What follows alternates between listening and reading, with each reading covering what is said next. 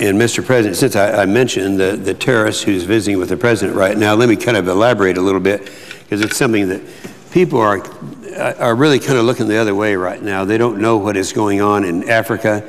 And I have been on this floor 9 different times talking about the atrocities that have been committed in this little country called Cote d'Ivoire. They had a president there by the name of Laurent Gbagbo.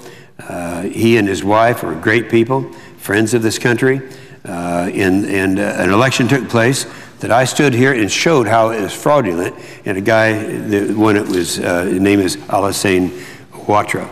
And right now, as we speak, at this very moment, President Obama is meeting with the rebel leader and the potential war criminal Alassane Ouattara in our nation's Oval Office. This is an unwise and grossly misguided decision on behalf of President Obama. It is, in fact, an outrage that our president would welcome with open arms a man who's responsible for at least 3,000 people and the displacement of 500,000 refugees in the African country of Cote d'Ivoire. Ouattara is an illegitimate usurper who has scandalized Cote d'Ivoire's electoral system and unlawfully ousted democratic incumbent Laurent Gbagbo. Beginning last year, Ouattara fraudulently won Cote d'Ivoire's presidential election. And after President Gbagbo revealed the fraud, he led a rebel army that violently overthrew the Gbagbo government with the support of the French military, which wrongly intervened in this former French colony. This is a picture, Mr. President. This is one of Ouattara's death squads going through, murdering, maiming, raping. It's happening right now as we speak. And who is in the president's office? Alassane Ouattara.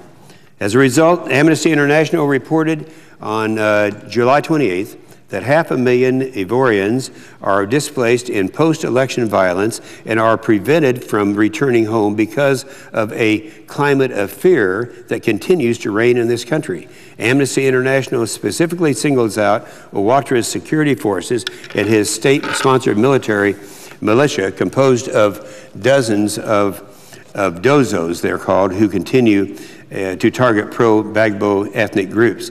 Dozos, traditional hunters, are mercenary groups that both Amnesty International and the International Committee of the Red Cross for carrying out the massacres in April of at least 220 people in the western town of Cote. Now here they are, folks, Mr. President. See the charred bodies down here? All murdered by the Ouattara, who's in the president's office right now as we speak.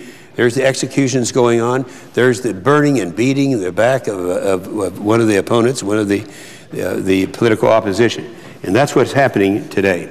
Amnesty International alleges that these forces under Ouattara's command are continuing to engage in, I'm quoting now, documented crimes under international law and human rights violations and abuses, including extrajudicial executions and other unlawful killings, rape and other sexual violence, torture, other ill-treated and arbitrary, I'm reading now, this is from Amnesty International, and arbitrary arrest and detention, as well as the consequences of high levels of displacement, pervasive insecurity, and intentional destruction of homes and other buildings not justified by military necessity, end quote.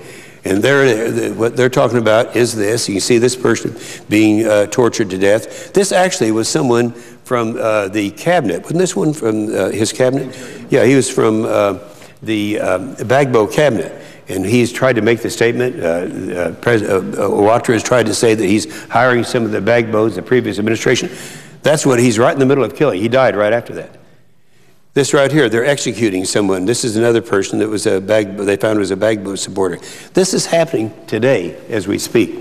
Ouattara's bloodletting seems unabated, and he does not seem to be interested in restraining his forces from eliminating perceived pro-Gbagbo supporters. He does not deserve an invitation to our White House or an audience with the president in the Oval Office. Instead of participating in our nation's budget crisis, President Obama is meeting with this killer and the human rights abuser even today, while Alassane Ouattara is in the president's office. His death squads are roaming the streets of Abidjan. It's an outrage, and maybe now we understand where some of the priorities are. With that, I'll yield the floor.